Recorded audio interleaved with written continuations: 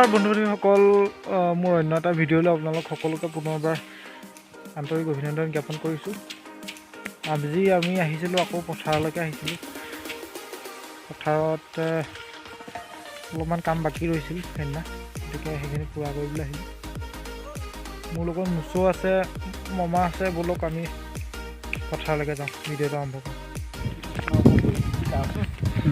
নতুন ভিডিঅ'টোলৈ আপোনালোকক সকলোকে স্বাগতম জনাইছোঁ। আজি আকৌ আমি সেইদিনা অলপ বাকী থাকি গ'ল, প্ৰায় 30 খলিমান বাকী থাকি গ'ল। আজি আকৌ আমি সেইখিনিৰ কাৰণে আহিলোঁ। আজি অলপ সৰহকৈ লৈ আহিছোঁ বস্তু। তো এইফালে আমাৰ ফুল চুইঙত কাম হৈ আছে। তো আমাৰ কাম ৰেডি। মোৰ 30 খলি আছিলে, 30 খলি আৰম্ভ কৰিছোঁ। তো আমাৰ আলু কিমান খলি আছিলে কৈ দিয়কচোন। বৰ্তমান আমাৰ আলু আছিলে 105 খলি। এই 105 খলি আলুৰ ভিতৰতে সেইদিনা আমাৰ 30 খলি এটা থাকি গ'ল। আমাৰ ইণ্ডোফিল আৰু মহাফলটো মাৰিবৰ কাৰণে ইণ্ডোফিল আৰু মহাফল মাৰি আছোঁ। আৰু এতিয়া এয়া ফাৰ্মত আমি কৰ্মত আগবাঢ়ি আছোঁ। যিহেতু ধৰক মই যথেষ্ট খেতি কৰোঁ, কাৰণ মোৰ সৰিয়হ আছে প্ৰায় 22 বিঘামান মাটি সৰিয়হ খেতি মই কৰোঁ। আৰু লগতে মোৰ ধৰক 1.5 বিঘা 2 বিঘামান মই আলু খেতি কৰোঁ। আৰু লগতে ৰঙালাও খেতিটো মোৰ আলুৰ লগতে থাকে। আৰু মই বেঙেনা খেতি কৰোঁ, বিলাহী খেতি কৰোঁ, ঘৰখনক খাবৰ কাৰণে, ব্যৱসায়ৰ বাবে নহয়।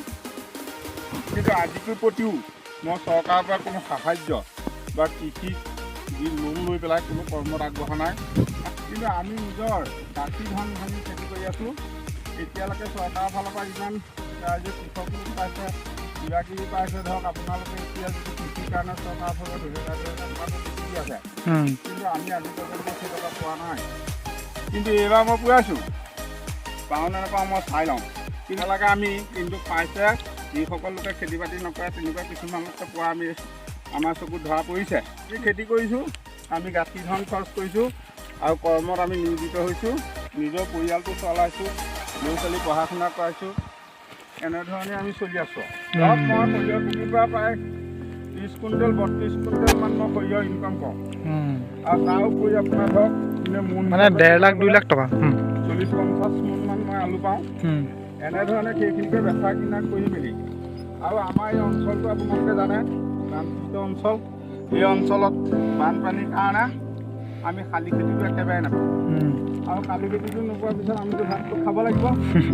গতিকে যিটো বস্তু নহ'লে পৃথিৱীখন চলিব নোৱাৰে, যাৰ কাৰণে আজি দেশখন মানে মৰি গৈছে। ধন টকা পইচা পৰা আৰম্ভ কৰি বিভিন্ন ক্ষেত্ৰত। আৰু তেতিয়া আমি ইয়াৰ পৰা যিটো ধন ইনকম হয়, সেই ধনৰ যোগেদি আমি ধান চাউল কিনি পেলাই তাৰ পৰা ভাতটো খাওঁ। কিন্তু এটা কথা নক'লে ভুল হ'ব, বৰ্তমান চৰকাৰৰ ফালৰ পৰা যিটো বিনামূলীয়া চাউল, ৰেচন কাৰ্ডৰ চাউলটো পাই আছোঁ। কাৰণ এটাও মিছা কথা নকওঁ, আজিলৈকে মিছা কথা কৰিব পৰা নাই গুৰুজনৰ কিবা। সমস্ত গুৰুজনে আমাৰ জীৱনটো চলাই আছে। তেওঁৰ ওপৰতে ভৰসা কৰি সমস্ত কৰ্মত আমি নিয়োজিত হৈ আমাৰ কৰ্ম 50মান বছৰ ধৰি দিলে। কিন্তু আজি মানুহে মোক 50 বছৰ বুলি নকয়।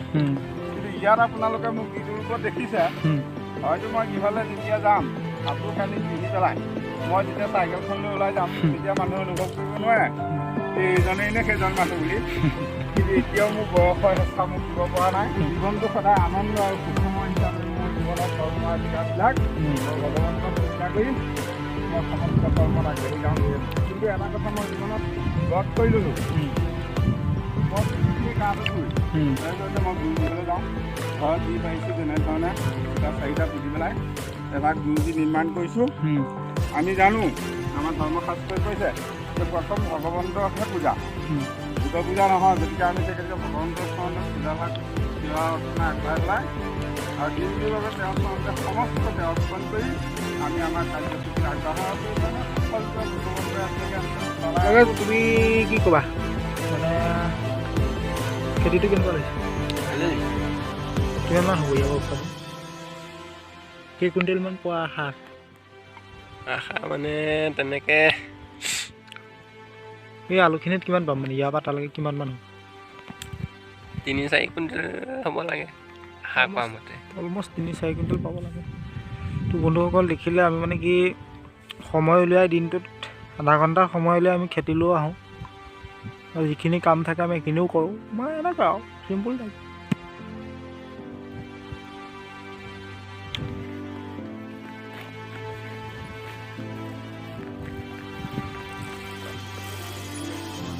অঁ অলপ কিবা কিবি পোক লাগিছে নেকি। তো বন্ধু বান্ধৱীসকল আমাৰ কাম অলমষ্ট কমপ্লিটেড হৈ গ'ল আজি। আকৌ 15 দিনৰ মূৰত আমি ৰিভাইজ মাৰিব লাগিব ইয়াত। এই পানীটো হেৰিয়াত দি দিয়া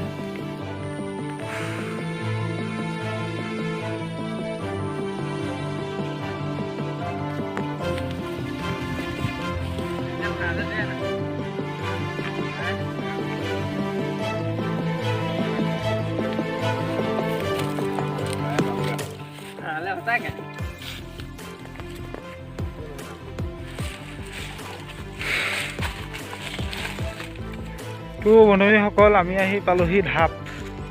আমাৰ কাম অলমষ্ট সম্পূৰ্ণ হ'ল বুলি অলৰেডি ক'লোৱেই। তো আমি ঘৰলৈ আহি আছোঁ এতিয়া।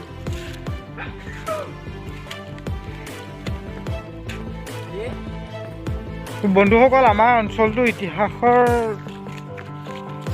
লগত জড়িত এটা অঞ্চল, ঐতিহাসিক অঞ্চল বুলি ক'ব লাগিব। ইয়াত মানে ঐতিহাসিক কিছুমান পুখুৰী আছে।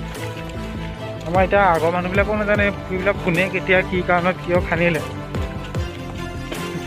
পুখুৰীবিলাকত এটা এটা পাৰ আছে। পুখুৰীবিলাকত এটা এটা পাৰবিলাকত এটা এটা ঢাপ, মানে ঘৰৰ ভেটিগত আছে। মানে কি এনেকুৱা আইডিয়া কৰা হয়, মানে মানুহৰ আক্ৰমণৰ সময়ত মানুহবিলাকে এই পুখুৰীবিলাকত নিজৰ কাঁহী বাতি যি আছিলে চব দলিয়াই, পইচা পাতি যি আছিলে চব কলহত ভৰাই গাঁত খান্দি ঢাপবিলাকত পুতি চববিলাক মানে পলালে আৰু ইয়াৰ পৰা মানুহবোৰ চব গুচি গ'ল। আৰু এতিয়াও যদি আমাৰ এইবিলাক ঢাপবিলাক খন্দা হয়, মাটি চাটি খান্দিলে কেতিয়াবা কিছুমানে পোৱা শুনো, কলহ পাইছে কিবা পাইছে। এটা ইতিহাসৰ লগত মানে গোটেই ধূনাগুৰি অঞ্চলটোৰ ভিতৰতে হাইছ পুখুৰী থকা অঞ্চলটোৱে হ'ল আমাৰ এইটো অঞ্চল। এইটো পুখুৰী যিহেতু বৰ পুখুৰী, কোনে কেতিয়া খান্দিলে কোনেও গম নাপায়। এইটো দেখিছে শিমলুগুৰি পুখুৰী আৰু লগতে এটা এটা ঢাপ। তো আগত সৈতে দেখিছে এইটো বাহু মাছ ধৰা পুখুৰী, মানে পুখুৰীয়ে পুখুৰী। এইটো এটা ইতিহাসৰ লগত জড়িত অঞ্চল। এইফালে আপোনাৰ 3টামান পুখুৰী আছে বাহনীবিলাকৰ বেক চাইডে। তো এইফালে এইটো এটা পুখুৰী, মানে পুখুৰী হিচাপ মই ইয়াত দিয়া যায় কৰিব নোৱাৰোঁ কিমান পুখুৰী আছে। ধূনাগুৰি অঞ্চল কিয় বিখ্যাত বুলি যদি কয়, এইফালে গাখীৰৰ কাৰণে বিখ্যাত। তো উৰিয়ামপৰা কিয় বিখ্যাত, উৰিয়ামপৰা পুখুৰীৰ কাৰণে বিখ্যাত, মানে আগৰ দিনীয়া পুখুৰীৰ কাৰণে বিখ্যাত। তো এইটো এটা এটা পুখুৰী, আহোমদিনীয়া পুখুৰী, পিত পুখুৰী, এইটো নলনী পুখুৰী বুলি কয়।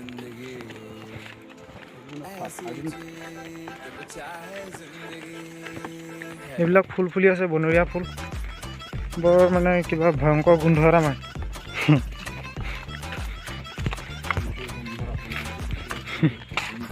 গোন্ধটো বেয়া নহয়, কিন্তু মাথাত ধৰে। এইটো হৈছে নলনী পুখুৰী, মানে অসংখ্য পুখুৰী ক'লো নহয়। গৃহত মানে ঘৰ আহি পালোহি। কাম কিন্তু ইয়াতে শেষ হোৱা নাই, আমি কাম অলপ বাকী আছে। অলপ পানী ফিল আপ কৰি ওলাইছোঁ, পানী ফিলিং। ইয়াত পানী কমি গ'ল। তো আমি এতিয়া ঘৰৰ পৰা পানী ভৰামগৈ, মানে হেৰিয়াৰ পৰা মটৰৰ পৰা পানীটো উঠাই আৰু অলপ আলু আছে তাত মাৰিবগৈ।